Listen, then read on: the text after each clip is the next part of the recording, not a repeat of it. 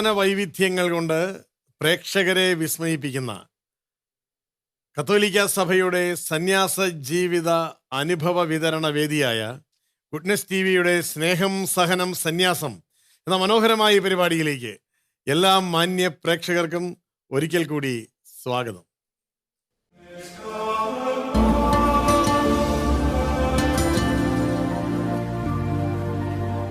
ഇറ്റലിയിൽ ആരംഭിച്ച് കേരളത്തിലും ലോകമെമ്പാടുമായി വിസ്തൃതമായ വ്യാപനം സ്നേഹത്തിന്റെ സേവനത്തിന് നടത്തിക്കൊണ്ടിരിക്കുന്ന ഡോട്ടേഴ്സ് ഓഫ് മേരി എന്ന സന്യാസിനി സമൂഹത്തിലെ സിസ്റ്റർ ലീല വാഖേൽ, പ്രശസ്തയായ സാമൂഹ്യ പ്രവർത്തക, ഒട്ടനവധി പുരസ്കാരങ്ങൾ, ദേശീയവും അന്തർദേശീയവുമായ ഒട്ടനവധി പുരസ്കാരങ്ങൾ സാമൂഹ്യ സേവനത്തിന് നേടിയ ഡോട്ടേഴ്സ് ഓഫ് ദി ചർച്ച് എന്ന സന്യാസിനി സമൂഹത്തിലെ സിസ്റ്റർ ലീല വാഖേൽ.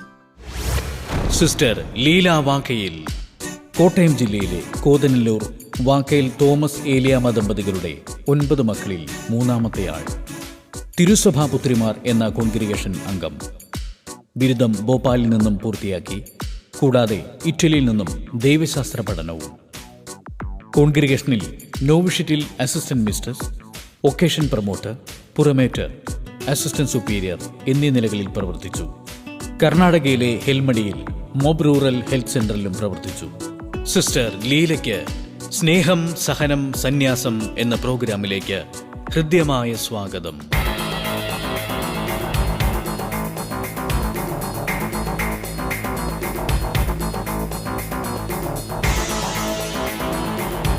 ധന്യമായ സമർപ്പണ ജീവിതത്തിൻ്റെ സുസ്മിത വദനവുമായി sister Leela Vakhel, daughters of church, സഭയുടെ മക്കൾ ഇവിടെ പ്രതിനിധീകരിക്കുകയാണ്. ഇന്ന് ഈ വേദിയെ ധന്യമാക്കുകയാണ്. ഒത്തിരി കാര്യങ്ങൾ പറയാനുണ്ട്.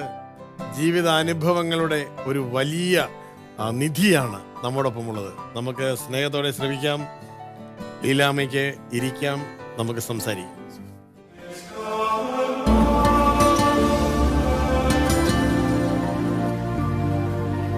വ്യത്യസ്തമായ ആഭിമുഖ്യങ്ങളാണ് കത്തോലിക്ക സഭയ്ക്ക് ഈ ലോകത്തോട് ഉള്ളത്. സഭയുടെ സ്നേഹ ശുശ്രൂഷയുടെ ഭാഗമായി മാറുന്ന വ്യത്യസ്തരായ സന്യാസിനി സമൂഹങ്ങൾ ലോകമെമ്പാടും ഇതേ സ്നേഹത്തിൻ്റെ വിതരണക്കാരാണ്. ഇന്ന് നമ്മോടൊപ്പമുള്ള സിസ്റ്റർ ലീല വാഖേൽ യേശുവിൻ്റെ സ്നേഹ ശുശ്രൂഷ ലോകമെമ്പാടും വളരെ സമൃദ്ധമായി നൽകിയ വ്യക്തിയാണ്. ഇപ്പോഴും ഈ മുഖത്തേക്ക് നോക്കുമ്പോൾ നമ്മൾ കാണുന്ന ഈ മനോഹരമായ പുഞ്ചിരി ഈ സ്നേഹ ശുശ്രൂഷയുടെ തന്നെ ഒരു സന്തോഷം അല്ലേ, അത് ഏറ്റവും സമൃദ്ധമായി നൽകി എന്നുള്ളതിൻ്റെ ചിഹ്നമാണ്. ഒരിക്കൽ കൂടി സിസ്റ്റർ ലീലാമേ, ഞങ്ങളുടെ ഈ ഒരു ഗുഡ്നസ് ടിവിയുടെ സ്നേഹം സഹനം സന്യാസം എന്ന ഈ ഒരു വേദിയിൽ അങ്ങയുടെ ജീവിതാനുഭവങ്ങൾ പങ്കുവയ്ക്കാം. സഭയെക്കുറിച്ചും കുടുംബത്തെക്കുറിച്ചും ഈ ശുശ്രൂഷ വേദികളെക്കുറിച്ച് ഞങ്ങളോട് പറയാം. എങ്ങനെയാണ് സന്യാസിനി സമൂഹത്തിലേക്ക് ഒരു വിളി തിരിച്ചറിഞ്ഞത്? എൻ്റെ പേര് സിസ്റ്റർ ലീല എന്നാണ്. എൻ്റെ സഭയുടെ പേര് തിരുസഭാപുത്രിമാർ. ഞാൻ ഏതാണ്ട് 4ാം ക്ലാസ്സിൽ പഠിക്കുമ്പോൾ എനിക്ക് ഇങ്ങനെ പാവങ്ങളെ ശുശ്രൂഷ ചെയ്യണമെന്ന് ഭയങ്കര ഒരാഗ്രഹം ഉണ്ടായിരുന്നു. പിന്നെ 10ാം ക്ലാസ് പാസ്സായപ്പോൾ 97 10ാം ക്ലാസ് പോയപ്പോൾ നടത്തി പോകണമെന്ന് ആഗ്രഹമുണ്ടായിരുന്നു. എന്നാൽ എനിക്ക് വീട്ടിൽ നിന്ന് കാര്യമായിട്ട് പെർമിഷനൊന്നും കിട്ടിയില്ല. എങ്ങനെയാണെങ്കിലും 1 വർഷം ഞാൻ വീട്ടിൽ നിന്നു. ഞാൻ വേറെ ഒന്നും പഠിക്കാൻ പോകില്ലെന്ന് പറഞ്ഞു. കാരണം എനിക്ക് ചാൻസ് ഉണ്ടായിരുന്നു ഇവൻ ജർമ്മനി മെഡിസിന് പോകാനൊക്കെ. അതൊക്കെ ഞാൻ ഉപേക്ഷിച്ചു. അപ്പോൾ അതൊന്നുമില്ല, എനിക്ക് സിസ്റ്റർ തന്നെ ആകണമെന്ന് പറഞ്ഞ് ഞാൻ 71 ഞാൻ ഡോട്ടേഴ്സ് ഓഫ് ദി ചർച്ചിൽ തിടനായിട്ട് ചേർന്നു. എങ്ങനെയാണ് ഡോട്ടേഴ്സ് ഓഫ് ദി ചർച്ച് മറ്റൊട്ടനവധി പ്രശസ്തമായ സന്യാസിനി സമൂഹങ്ങൾ ചുറ്റുപാടും ഉണ്ടായിരുന്നല്ലോ? എനിക്കറിയില്ല. ഞാൻ വൊക്കേഷൻ പാലായിൽ ചീറ്റക്കുന്നേലച്ഛനെ കാണാൻ ചെന്നപ്പോൾ അച്ഛൻ എന്നോട് പറഞ്ഞു, ഈ മഠത്തിൽ പോകേണ്ടത് നല്ല മഠമൊന്നും അല്ല, ഇവിടെ തന്നെ വേറെ ഇവിടെ മഠത്തിൽ. പക്ഷേ ഞാൻ പറഞ്ഞു എനിക്ക് ഈ മഠത്തിൽ തന്നെ, ഞാൻ അയലോക്കുന്ന ഒരു സിസ്റ്റർ പോയിട്ടുണ്ടായിരുന്നു. അപ്പോൾ എനിക്കറിയാം. അപ്പോൾ ഞങ്ങളുടെ ഈ മഠം തുടങ്ങുന്നതേ ഉള്ളൂ 71. അപ്പോൾ എനിക്ക് അവിടെ, കാരണം എനിക്ക് എൻ്റെ വീട്ടിൽ നിന്ന് അകത്തരം നിർബന്ധിച്ച് 1 വർഷത്തെ നിർബന്ധത്തിന് ശേഷം കിട്ടിയ ഒരു പെർമിഷനാണ്. അപ്പം ഞാനോടത്ത് ഇനി പുറകോട്ട് പോയാൽ എനിക്കിനി വിട്ടില്ല ഓർത്ത് ഞാൻ പറഞ്ഞു എനിക്ക് ഇന്നിവിടെ തന്നെ പോകണമെന്ന് പറഞ്ഞ് വേറെ അപ്പോൾ അച്ഛൻ 2-3 പേരെ ഞങ്ങളുടെ അയലോക്കത്തെ അച്ഛന്മാരെ വിളിച്ച് പറയും മോളോട് പറ പോകണ്ട, ഈ മഠത്തിൽ പോകണ്ട, വേറെ മഠത്തിൽ ഞാൻ തന്നെ വിടാമെന്ന്. ഞാൻ പറഞ്ഞു അച്ഛൻ ഒന്നും പറയണ്ട, ഞാൻ ഈ മഠത്തിൽ തന്നെയാണ് പോകുന്നത് എന്ന് പറഞ്ഞ് ഞാൻ ഈ മഠത്തിൽ അങ്ങനെ ഡോക്ടേഴ്സ് ഓഫ് ദി ചർച്ചിൽ ചേർന്നു. ഞങ്ങൾ കുറേ പേരുണ്ടായിരുന്നു. അവസാനം ഞങ്ങൾ ഇറ്റലിക്ക് പോകാൻ ഞങ്ങൾ 5 പേരേ ഉണ്ടായിരുന്നുള്ളൂ.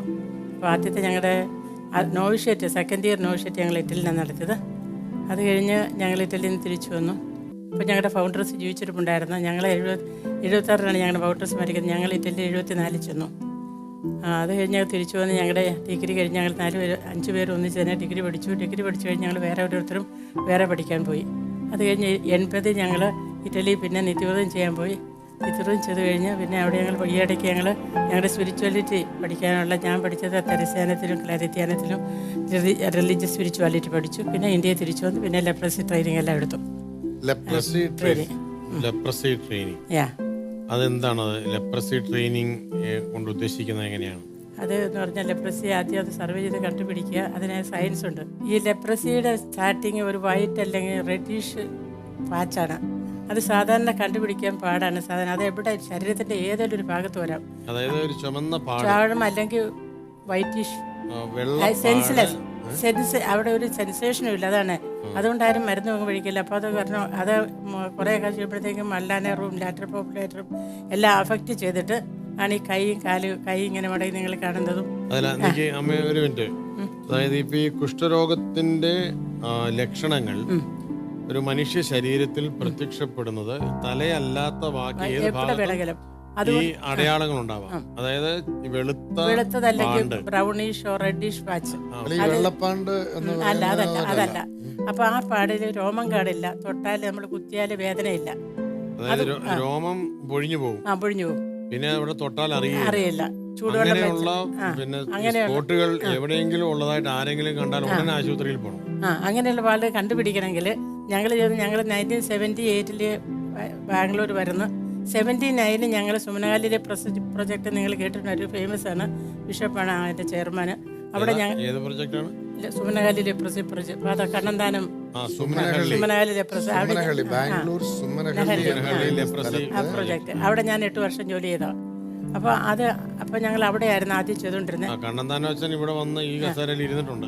അപ്പം അവിടെയാണ് ഞങ്ങൾ ആദ്യം ഞങ്ങളുടെ ജോലി തുടങ്ങിയത്. പിന്നെ 92 ആയപ്പോഴത്തേക്കും മണ്ഡ്യ എന്ന് പറയുന്ന സ്ഥലത്ത് കുറെ കുഷ്ഠരോഗികൾ ഒരുപാടുണ്ടായിരുന്നു. അപ്പോഴും അവിടെ എങ്ങനെയാണ് അവിടെ കുഷ്ഠരോഗികൾ ഒത്തിരി ഉണ്ടാകാൻ കാരണം എന്താണ്? അത് നമുക്ക് എക്സാക്ട് റീസൺ ആർക്കും അറിയത്തില്ല. എന്താണ് ഇങ്ങനെ കുഷ്ഠരോഗം വരുന്നത്? എല്ലാവരും പറയും ദാരിദ്ര്യമൊന്നുമല്ല, ഡോക്ടേഴ്സിന്റെ മക്കൾക്കും എഞ്ചിനീയറിന്റെ മക്കൾക്കും ഒക്കെ ഉണ്ടാകാം. ട്രോഫി കയറിയാലാണ് ലെപ്രസി ആദ്യം വരുന്നതാണ് പറയുന്നത്. ട്രോഫി കയറിയാൽ ചൂടൊക്കെ അതിലുള്ളടുത്ത്. അപ്പൊ ആന്ധ്രയിലും തമിഴ്നാട്ടിലൊക്കെ ഒരുപാട് ഹൈ ആണ്, പ്രിവലൻസ് വളരെ ഹൈ ആണ്. അപ്പോഴേ ഈ മാണ്ഡ്യയിൽ ഒരു പ്രത്യേക ആളുകളായിരുന്നു അന്നത്തെ കാലത്ത്. ഭയങ്കരം എന്ന് വെച്ചാൽ ഒരു തരത്തിലുള്ള ഭയങ്കരം കുടിയന്മാരും പെണ്ണുങ്ങൾക്ക് അങ്ങനെ കഷ്ടമുള്ളായിരുന്നു. അപ്പോൾ ഞങ്ങൾക്ക് അറിയത്തുമില്ലായിരുന്നു. പക്ഷെ ഞങ്ങളെ വിളിച്ചു. ഞങ്ങളെ 92 ഡയറക്ടർ ഓഫ് ഹെൽത്ത് ഞങ്ങളെ ഇൻവൈറ്റ് ചെയ്തു ബാംഗ്ലൂർ. അപ്പോൾ ഞങ്ങളെ 92 ഞങ്ങൾ മാണ്ഡ്യയിൽ ജൂലൈയിൽ ഞങ്ങൾ ഈ വർക്ക് ഞങ്ങൾ ആരംഭിച്ചു. ഞങ്ങൾ അന്നെടുത്ത് 2 താലൂക്കുകളായിട്ട് 400 വില്ലേജിലാണ്. അപ്പോൾ ഞാൻ ഒരുപാട് 400 വില്ലേജുകളിൽ അപ്പോൾ നമ്മൾ ഒരുപാട് ഡിഫോംഡ് പേഷ്യൻസിനെ സുണ്ണകാലിലെല്ലാം കണ്ടു. അവരെല്ലാം സെഗ്രിഗേറ്റ്, ആർക്കും വേണ്ട ഒരു മനുഷ്യർക്ക് പച്ചവെള്ളം പോലും പൈസ പോലോട്ട് കൈ കൊടുക്കല്ലത്. അപ്പം ഞാൻ ഓർത്ത് ഈ പ്രൊജക്റ്റ് തുടങ്ങിയപ്പം എൻ്റെ തുടക്കം ഞാനാണ്. അപ്പം ഞാൻ ഓർത്തു ഈ ഇവിടെ എത്ര ലെപ്രസി പേഷ്യനെ കണ്ടാലും അവരൊറ്റ എണ്ണത്തിനെ പോലും ഡിഫോമിറ്റി ഇല്ലാതെ ചികിത്സിക്കും. അവരെ ഒറ്റ എണ്ണത്തിന് ഐസൊലേഷൻ വാർഡിൽ കൊണ്ട് വിടില്ല. അങ്ങനെ ഒരു തീരുമാനം ഞാനും എൻ്റെ സിസ്റ്റേഴ്സും കൂടി എടുത്തു. ലെപ്രസി കണ്ടുപിടിച്ചു കഴിഞ്ഞാൽ ഇവരെ ഐസൊലേഷൻ വാർഡിലേക്ക് കൊണ്ടുപോയി വിടുവാണ്? ഇല്ല അച്ഛാ, എന്നാന്ന് ചോദിച്ചാൽ ലെപ്രസി വന്നു കഴിഞ്ഞാൽ എവിടെയെങ്കിലും ഒരു പാടാണ്. 6 മാസം അല്ലെങ്കിൽ 1 വർഷം അല്ലെങ്കിൽ 3 വർഷം, ചിലപ്പം നേരത്തെയൊക്കെ മൾട്ടി പാച്ചുള്ളവർക്ക് ജീവിതത്തിന്റെ അവസാനം വരെയാണ്. ഇപ്പൊ പുതിയ മെഡിസിൻ അതൊന്നുമില്ല. 6 മാസം 1 വർഷം കൊണ്ട് രോഗം മാറും. അവരെ നമ്മൾ ഒരിക്കലും ഐസൊലേഷനിൽ കൊണ്ടുവച്ചാൽ എന്തായാലും വെച്ചാൽ ഒരു പാടുന്ന ഒരു മനുഷ്യരോട് നമ്മൾ പറയില്ല. ചിലപ്പോൾ മനുഷ്യരോട് ലെപ്രസിയാന്ന് പറഞ്ഞാൽ ചിലപ്പോൾ പോയി സൂസൈഡ് ചെയ്യും. അതുകൊണ്ട് ഒരിക്കലും നമ്മൾ പറയില്ല നിങ്ങൾക്ക് ലെപ്രസിയാണ്. ഞങ്ങൾ പറയുന്ന വിറ്റാമിൻ്റെ ഒരു ഡെഫിഷ്യൻസി ഉണ്ട്, നിങ്ങൾക്ക് 6 മാസത്തെ ട്രീറ്റ്മെന്റ് വേണം, അല്ല 1 വർഷത്തെ ട്രീറ്റ്മെന്റ് അങ്ങനെ പറയത്തുള്ളൂ. ഒരിക്കലും പറയുന്നില്ല, ഞങ്ങൾ പറയുന്നില്ല അവരോട്. പക്ഷെ മരുന്ന് കഴിച്ചില്ലെങ്കിൽ, കാരണം ഇവരോട് എത്ര പറഞ്ഞാലും എല്ലാ ദിവസവും മരുന്നെടുക്കണം. അപ്പം ഞങ്ങൾ സാധാരണ 15 ദിവസത്തെ ഒരു വീടുകളിൽ പോയി മരുന്ന് എണ്ണും, എത്ര എണ്ണ കഴിച്ചു, എത്ര എണ്ണം മിച്ചം ഉണ്ടെന്ന്. വീടുകളിൽ പോവും ഞങ്ങൾ എണ്ണ. നിങ്ങൾ പോകും? ഞങ്ങൾ പോയി എണ്ണും. ഈ പറയുന്ന ഫോളോ അപ്പ് ഉണ്ട്. അച്ഛാ, ഇത് ഞങ്ങൾ നേരം വിളത്തെ രാവിലെ ഞങ്ങൾ കുർബാന കഴിഞ്ഞാൽ ഉടനെ വില്ലേജുകളിൽ കൂടി മനുഷ്യ കേൾക്കുന്നതിന് മുമ്പ് ഞങ്ങൾ വീടുകളിൽ ചെന്ന് പെണ്ണുങ്ങളെ നമ്മൾ മുഴുവൻ ബോഡി ചെക്ക് ചെയ്യണം. ആണെങ്കിൽ അപ്പം നമ്മളെ സിസ്റ്റേഴ്സൊക്കെ ആണുങ്ങളെയോ പെണ്ണുങ്ങളെ ചെക്ക് ചെയ്തോ പ്രശ്നമില്ല. ഞങ്ങൾ ആണുങ്ങളും പെണ്ണുങ്ങളുമായിട്ടാണ് പോകുന്നത് ആണുങ്ങളെ ചെക്ക് ചെയ്യാൻ. അപ്പോൾ അതിൻ്റെ ഏർലി സൈൻസ് ഒരു വീട്ടിൽ 10 പേരുണ്ടെങ്കിൽ ആ 10 പേരെയും കിട്ടുന്നവരെ ഞങ്ങൾ വീടുകളിൽ കയറി ഇറങ്ങും. 10 പേര് ചിലപ്പോൾ 2 കാണും, പിന്നെ ചിലപ്പോൾ 3 കാണും. ആ 10 പേര് അപ്പം ഞങ്ങൾക്ക് ലിസ്റ്റുണ്ട്. അപ്പം ഞങ്ങൾ ഓരോ പ്രാവശ്യം ലിസ്റ്റ് ടിക്ക് ചെയ്യും ആരെയൊക്കെ കണ്ടെന്ന്. എന്നാലേ നമുക്ക് തീരുമാനിക്കാൻ പറ്റൂടെ ലെപ്രസി ആർക്കെങ്കിലും ഉണ്ടോ ഇല്ലയെന്ന്. അതായത് ഇപ്പോൾ ഒരു വീട്ടിൽ ചെന്നപ്പോൾ 10 പേരുണ്ടെങ്കിൽ നിങ്ങൾ ഒരു നേരത്ത് ചെല്ലുമ്പോൾ 3 പേരെ കാണുന്നുള്ളൂ. അപ്പൊ നിങ്ങൾ 3 പേരുടെ പേര് അവിടെ ടിക്ക് ചെയ്യുന്നു. പിറ്റേ ദിവസം വീണ്ടും പോകുന്നു. പിന്നെ നമ്മൾ പോകുന്നു. അപ്പുറം കിട്ടിയില്ല. ഇങ്ങനെ ഇവരെ കാണുന്ന അവസാനത്തെ ആളെ കിട്ടുന്നവരെ നമ്മൾ പോകും. അങ്ങനെ കയറി ഇറങ്ങും. അപ്പൊ അങ്ങനെ കണ്ടുപിടിക്കുന്ന ആളുകളെ അതൊരു അപാരമായ കമ്മിറ്റ്മെന്റ് ആണ്. അത് കണ്ടുപിടിച്ച് കഴിയുമ്പോഴത്തേക്ക് ഇവരും പാച്ചുണ്ടെങ്കിൽ നമ്മൾ അവർക്ക് മരുന്ന് അവരോട് നമ്മൾ പറയും, ഞങ്ങളെ ഗവൺമെന്റ് ഇൻവൈറ്റ് ചെയ്തതുകൊണ്ട് ഞങ്ങൾക്ക് 33 ഗവൺമെന്റ് ആശുപത്രി ഞങ്ങൾക്ക് റൂം ഉണ്ടായിരുന്നു. 33 ഗവൺമെന്റ് ആശുപത്രി നമുക്ക് റൂം ഉണ്ടായിരുന്നു. അപ്പോൾ നമ്മൾ കർണാടക ഗവൺമെന്റ് ആണോ നിങ്ങളെ ഇൻവൈറ്റ് ചെയ്തത്? അതായത് ഈ ഡോട്ടേഴ്സ് ഓഫ് ചർച്ച് കോൺഗ്രിഗേഷനെ ആണോ കർണാടക ഗവൺമെന്റ് ഇൻവൈറ്റ് ചെയ്തത്? ഞങ്ങളെ ഇൻവൈറ്റ് ചെയ്തത്, ഞങ്ങളുടെ കോൺഗ്രിഗേഷൻ ഇൻവൈറ്റ് ചെയ്തു. ബാംഗ്ലൂർ. അല്ല, നിങ്ങളുടെ കോൺഗ്രിഗേഷനെ ഈ കർണാടക ഗവൺമെന്റ് ഇൻവൈറ്റ് ചെയ്യാൻ മാത്രം നിങ്ങൾ ഈ 80 ഒക്കെ ആയപ്പോഴേക്കും ഇവിടെ പ്രശസ്തമായോ? അച്ഛൻ, ഞാൻ സുമനകാലിൽ ഞാൻ ജോലി ചെയ്തോണ്ടിരുന്നായിരുന്നല്ലോ. അപ്പൊ ഹേമാറെഡ്ഡി എന്ന് വരുന്ന ഡയറക്ടർ എന്നെ ശരിക്കറിയാമായിരുന്നു. ഹേമാറെഡ്ഡി. പിന്നെ സുമനകാലിയിൽ പണ്ട് ചെയ്ത ഏകാംബരം എന്ന് പറഞ്ഞ ഒരു ഡോക്ടർ ഉണ്ടായിരുന്നു. അയാൾക്ക് ഞങ്ങളുടെ കോൺഗ്രിഗേഷൻ നന്നായിട്ട് അറിയാമായിരുന്നു. അപ്പം ഞങ്ങൾ പിന്നെ ആ കൂട്ടത്തിൽ എൻ്റെ ബ്രദറിലും അവിടെ വർക്ക് ചെയ്യുന്നുണ്ടായിരുന്നു. അപ്പൊ ഇവരെല്ലാരും കൂടെ ഞങ്ങളുടെ കോൺഗ്രിഗേഷനിൽ അങ്ങനെ സെലക്ട് ചെയ്താണ്. അവരുടെ സെലക്ഷൻ വളരെ കറക്റ്റ് ആയിരുന്നു. നിങ്ങൾ അതുപോലെ എത്ര വർഷം ഈ കുഷ്ഠരോഗികളുടെ കൂടെ അമ്മ? ഞാൻ 33 വർഷം ചെയ്തിട്ടുണ്ട്. 33 വർഷം അമ്മ ഈ കുഷ്ഠരോഗികളുടെ കൂടെയാണ്. കൈയൊക്കെ ഒന്ന് കാണിച്ച്. എന്റെ കൈക്ക് അച്ഛൻ, ഞാൻ ഇരിക്കല്ലേ, ഞാൻ ആദ്യം ലെപ്രസി ട്രീറ്റ്മെന്റ് ബാംഗ്ലൂർ ആണ്, പുൾട്ടമ്പി റോഡ്.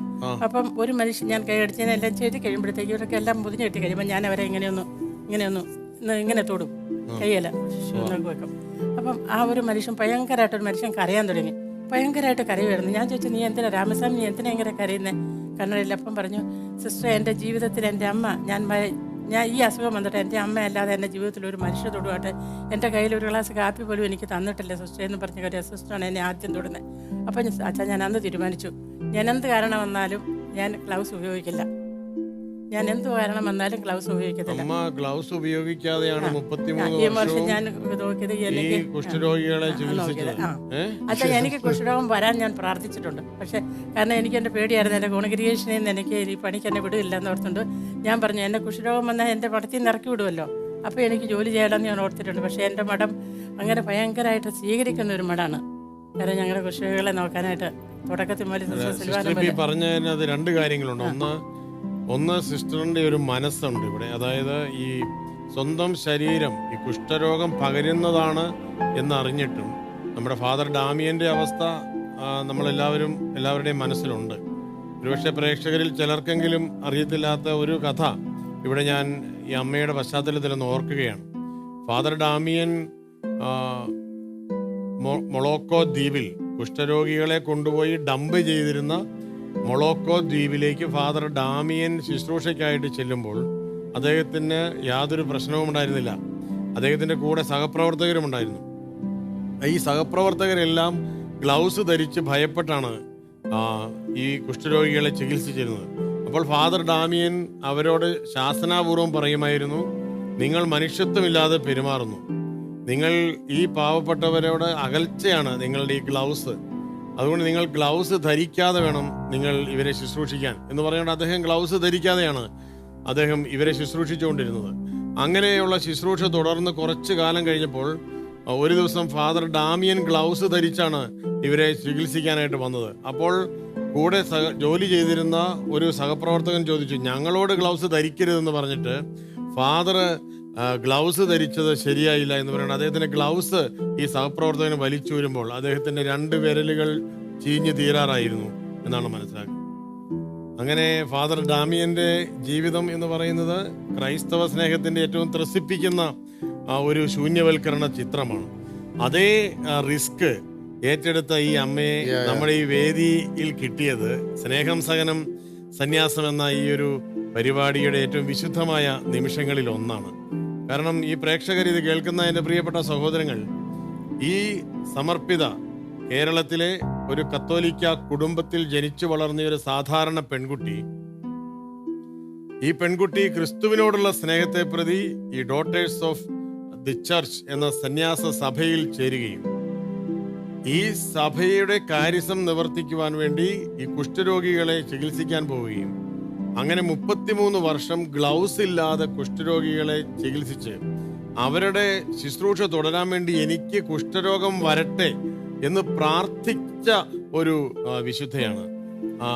അമ്മയുടെ വിശുദ്ധ എന്നൊക്കെ പറഞ്ഞപ്പോഴേക്കും അമ്മയ്ക്കാകെ ഒരു വിഷമമായി അല്ലേ? അമ്മയെ മാണ്ഡ്യയുടെ മദർ തെരേസ എന്ന് വിളിക്കുന്നു എന്ന് മനസ്സിലാക്കുകയാണ്. മാണ്ഡ്യയുടെ മദർ തെരേസ എന്ന അമ്മയെ വിളിക്കാനുള്ള കാരണം എന്താണ്?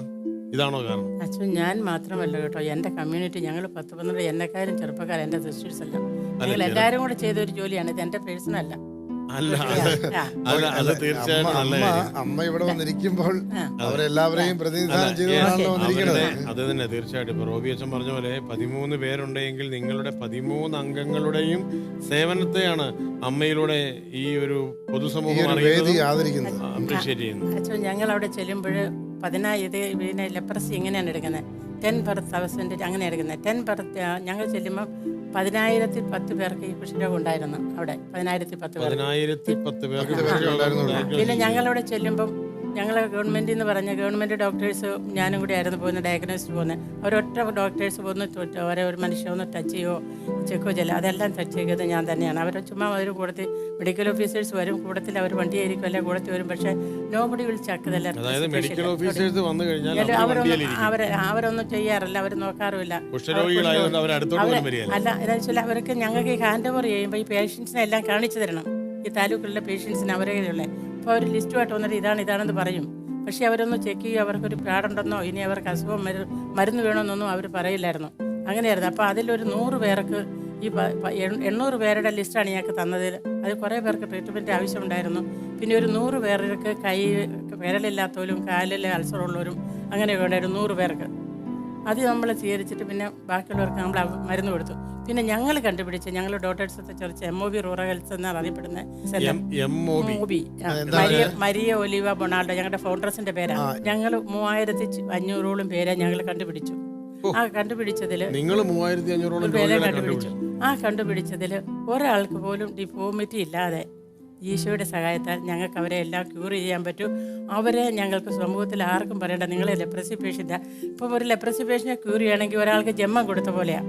കാരണം കൈ ഡിഫോമിറ്റി ഇല്ലെങ്കിൽ അവർ സൊസൈറ്റിയിൽ അല്ലെങ്കിൽ നിങ്ങൾ നമ്മളൊക്കെ അവരെ കൊണ്ട് വല്ലയിടത്തും പിക്നിക്ക് വല്ലതും പോകണം, നമ്മൾ അവരെ വഴിയിലെത്തിച്ച് അവർക്ക് ഭക്ഷണം മേടിച്ച് കൊണ്ട് കൈ കൊടുക്കണം, ആരും കൊടുക്കില്ല. അപ്പോൾ അങ്ങനെയുള്ള അങ്ങനെ ഞങ്ങൾക്ക് 10,3500 പേരെ ഞങ്ങൾ ഒക്കെ രക്ഷിക്കാൻ പറ്റിയെന്നുള്ളതൊരു ഒരു ഭയങ്കര ചാരിതാർത്ഥ്യം ഞങ്ങൾക്ക് ഉണ്ട്. ഇല്ല, അതൊരു നിസ്സാരമായ കാര്യമേ അല്ല. അതായത് ഒരു ജീവിതം ഇത്രമാത്രം റിസ്കി ആയിട്ടുള്ള ഒരു ശുശ്രൂഷയാണത്. മറ്റു പലതും നമുക്ക് സേഫർ സോണിലാണ്. പക്ഷെ നിങ്ങളെ സംബന്ധിച്ചിടത്തോളം നിങ്ങൾ കയ്യുറ പോലും ധരിക്കാതെ കുഷ്ഠരോഗികളുടെ ഇടയിലേക്ക് ഇറങ്ങി ചെല്ലുക എന്ന് പറയുമ്പോൾ ഒരു ഭയം തോന്നിയിരുന്നു എപ്പോഴെങ്കിലും? അച്ഛാ, എനിക്കൊരിക്കലും ഭയം വന്നിട്ടില്ല. ആ ഭയം തോന്നിയില്ല എന്ന് മുമ്പേ പറഞ്ഞപ്പോൾ എനിക്ക് മനസ്സിലായി. കാരണം എനിക്കൊരിക്കലും ഒരു ഭയം വന്നിട്ടില്ല. എനിക്ക് അവിടെ ഞാൻ പഠിക്കാൻ പോയപ്പോഴത്തേക്കും ലെപ്രസി പഠിക്കാൻ പോയപ്പോൾ ഞാൻ പഠിച്ചത് തമിഴ്നാട്ടിലാണ്.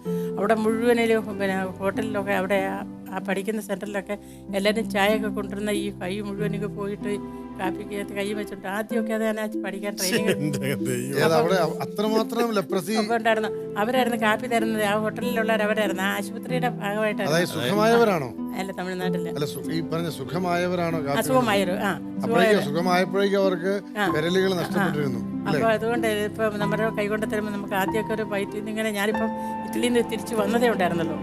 അപ്പോഴത്തേക്ക് ഇറ്റലിയിലെ ആ ക്ലീനിങ് ദിവസം ഇത് കൊണ്ട് വന്നപ്പോഴത്തേക്ക് എനിക്ക് ഭയങ്കര പാടായിരുന്നു ആ കപ്പിയൊക്കെ ഒന്ന് കുടിച്ചിറക്കാനായിട്ട്. ആ കാപ്പി ഒന്ന് കുടിച്ചിറക്കാൻ പാടായിരുന്നു. തുപ്പണമെന്ന് വരും, ഛർദ്ദിക്കണമെന്ന് വരും.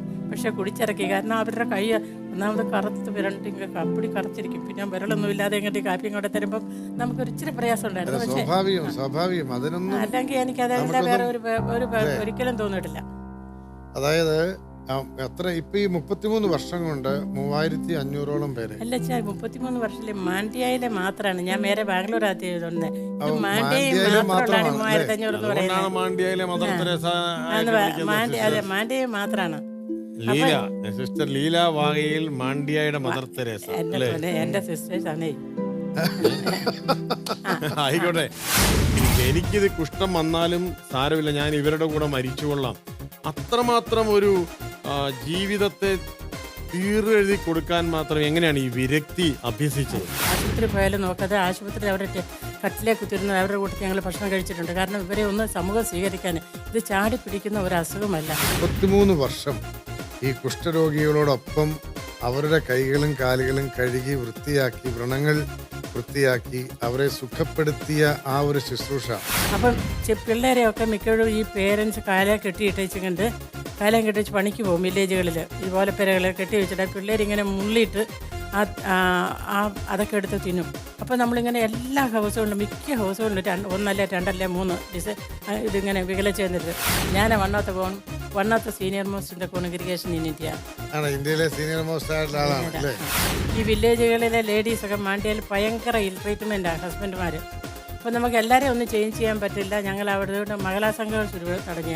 ഞങ്ങൾ ജോലി ചെയ്യുന്നിടത്ത് മാണ്ഡ്യയിൽ മാത്രം, മാണ്ഡ്യയിൽ ശ്രീരംഗപട്ടണത്തും മൈസൂരും ഞങ്ങൾ മഹിളാ സംഘങ്ങളുണ്ട് ഗ്രൂപ്പ് വെച്ച്.